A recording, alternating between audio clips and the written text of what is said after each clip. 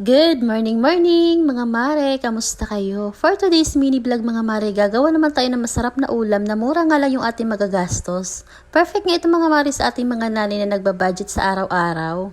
Kaya naman itong umaga pagkagising ko nga pumunta agad ako ng palengke. Tamang hilamos nga lang ako dyan mga mare at mga alas 7 pa nga lang ito na umaga. Kita nyo naman at tirik na nga din yung araw. Mainit na rin kasi sa ngayon dito sa amin. Nakabili ako dito ng talong sa halagang 23 pesos, tapos ito sa palengke bumili din ako ng 21 pesos naman na mushroom na maliit na pack at 7 pesos naman na beef cubes.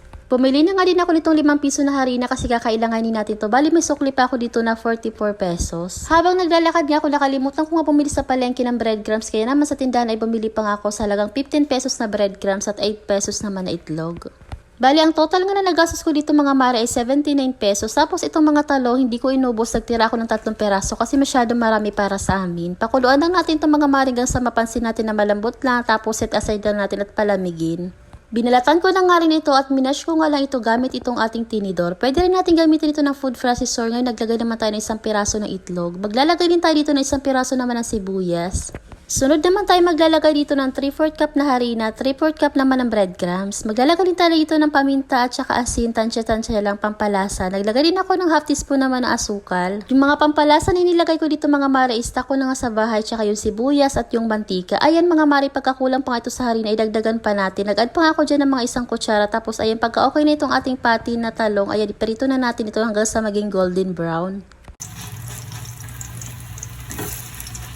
Sa mga oras na yun mga mare, napakabango nga nitong ating ginagawang pati na talong. Hindi mo akalain talong lang ito mga mare. Kaya naman kung hindi ko makain yung mga anak mo ng talong, subukan mo yung ganitong recipe, baka mapakain mo. Pagkatapos ko may prito yung mga pati na talong mga mare, dito sa same pan na kawali, nilagay ko na nga dito yung mushroom. Ginisagisa ko nga lang itong mga mare at inalis ko lang ibang excess oil. Ayan, naglagay din ako ng harina, inubos ko na itong 5 piso na harina na natira. Sunod naman, naglagay naman ako dito na 1 cup naman ng water mga mare. Depende pa yan sa ating kung gaano kalapot yung gusto natin. Pwede pa tayo mag-add. Nilagay ko na nga itong 1 peraso ng beef cube at saka itong paminta. Naglagay din ako ng kaunting toyo lang. Nang sa ganun maging maganda yung kulay nito.